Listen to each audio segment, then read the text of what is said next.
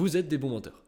Ouais, tous. Parce que dans 98% des cas, quand vous mentez à quelqu'un, la personne ne sait pas détecter un mensonge. C'est rare qu'on se forme à ça, tu vois. Mais si t'es face à Paul Ekman, le mec qui a fait le plus de travaux dans le mensonge, ou même un mec du FBI, c'est pas parce qu'une personne sait mentir à ses potes qu'elle va pouvoir mentir à eux.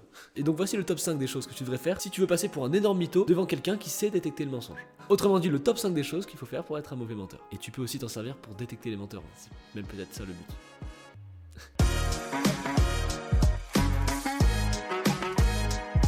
En 5ème position, ne contrôle pas tes yeux.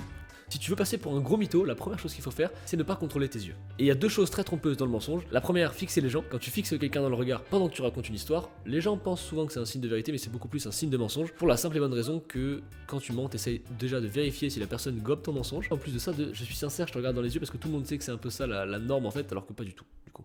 Donc si tu veux être un gros mytho, fixe la personne dans les yeux. Et la deuxième chose avec ton regard que tu peux faire, c'est ce qu'on appelle l'effet compensatoire. Autrement dit, quand tu mens, arrête de cligner des yeux. Et quand tu termines ton mensonge, cligne beaucoup plus.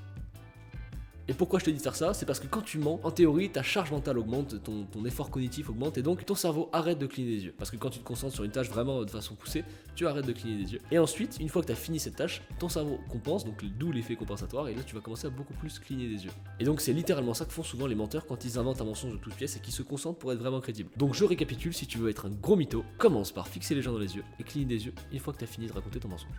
Et surtout, ne lève pas les yeux et ne donne pas l'impression que tu pourrais réfléchir à ce qui s'est passé dans le passé, parce que là, tu pourrais passer pour une personne honnête. Fais pas ça.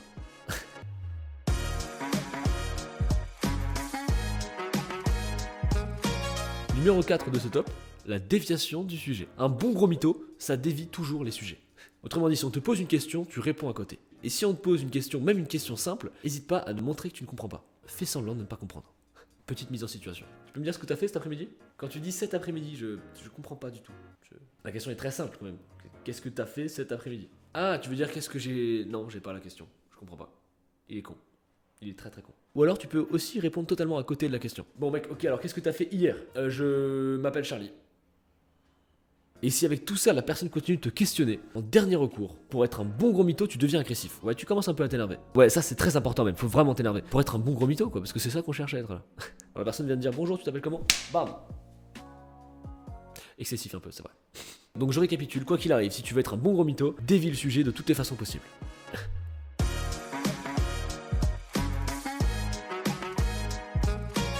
Astuce numéro 3, simuler tes émotions. Pour simuler une émotion, c'est très simple. Quand tu reçois ton cadeau de Noël, que tu l'ouvres et que tu es complètement déçu, garde la surprise. Tu fais « Oh, merci ». Tu vois l'expression de surprise qui reste beaucoup trop longtemps. Une émotion en moyenne, ça reste à peu près 6 secondes, 6 à 8 secondes au maximum sur un visage. Donc là, si jamais tu reçois un cadeau, fais genre d'être étonné pendant vraiment longtemps. Là, tu passeras pour un gros mytho. Même si jamais tu rigoles avec quelqu'un, n'hésite pas à rigoler et à sourire pendant plus de 10 secondes, tu vois. Ou pareil, s'il vient de t'arriver quelque chose d'un peu triste, n'hésite pas à garder l'émotion de tristesse sur ton visage. Quand tu racontes l'histoire comme ça. Et tu gardes ça pendant vraiment toute l'histoire. 1 minute comme ça, triste. Parce que une émotion de tristesse, c'est quelque chose qui passe, donc ça reste au maximum, encore une fois, 6-7 secondes sur un visage. Donc si tu racontes une histoire en étant tout le temps triste, c'est que tu fais avec l'émotion. Et ça, c'est ce qu'on veut. Tu peux soit simuler tes émotions, soit avoir des réactions totalement inappropriées. Ça va un peu dans le fakeage des émotions, être totalement décalé de la réalité. Et avoir des réactions que tu ne devrais pas avoir. Ok. Qui a tué mamie? Ah, mamie. Comment ça, pourquoi je rigole?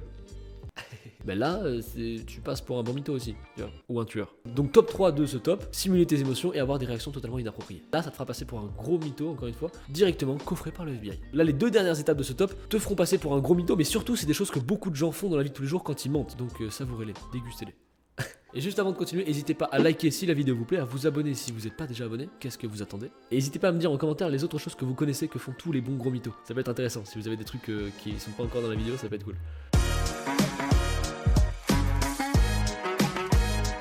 Numéro 2, cherchez à convaincre les personnes. Donc surtout quand vous racontez quelque chose, avant même que la personne vous mette en question, si vraiment elle ne doute pas de vous, bah faites-la douter de vous. Dites-lui que non, je mens pas.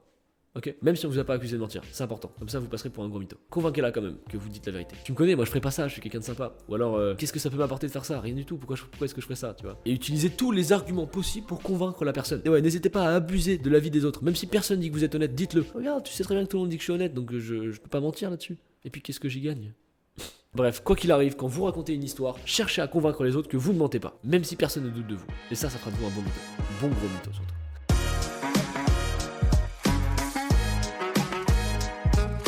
Et le numéro 1 de ce top, ne pas respecter sa baseline. La baseline, pour faire très simple, c'est le comportement qu'a quelqu'un dans une situation où il ment pas, où il est normal en fait. Donc ça peut être sa façon de parler, s'il parle beaucoup avec les mains ou pas, s'il est assez gêné en public ou pas, s'il a tendance à se frotter la nuque par exemple, ou à se toucher les cheveux, ou à avoir un tic, je sais pas, se manger les ongles, etc. C'est le comportement qu'il a et les actions qu'il fait, peut-être les tics qu'il a dans une situation normale où il est pas en situation de stress, où il est vraiment classique, à l'aise et vraiment lui-même. À ce moment-là, il raconte des choses vraies. Donc apprenez à connaître votre baseline et ensuite faites tout pour changer de baseline au moment où vous mentez. Et là, vous serez un énorme mytho. Donc sa baseline, c'est toutes les actions qu'on peut faire. C'est vraiment l'astuce numéro 1. Quand vous voyez beaucoup de déviations de baseline, là vous pouvez vous dire c'est chelou. Et nous c'est exactement ce qu'on veut, c'est se faire détecter par le FBI et montrer qu'on est des mauvais mythos. Donc récapitulatif, déviez de votre baseline pour paraître suspect.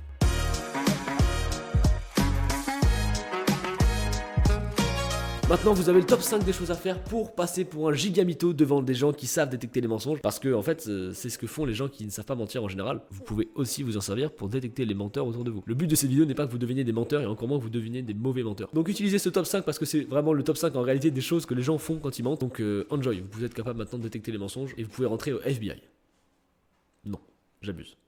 J'espère que ce top 5 des 5 meilleures façons de mentir, ou pires façons de mentir, vous a plu. Dites-moi en commentaire si vous aimez bien ce genre de concept un peu psychologie inversée. Peut-être que je pourrais faire le top 5 des pires choses à faire pour manipuler quelqu'un, tu vois. Ça pourrait être drôle. Bref, dites-moi en commentaire si vous aimez ce genre de concept. Dans tous les cas, on se retrouve dimanche prochain à 16h sur cette chaîne YouTube pour une autre vidéo qui devrait être plutôt cool, et qui sera sur le mensonge d'ailleurs. Je tease déjà la vidéo de la semaine prochaine. Sur ce, je vous dis à dimanche prochain. C'était Charlie Head. Abonnez-vous. Salut.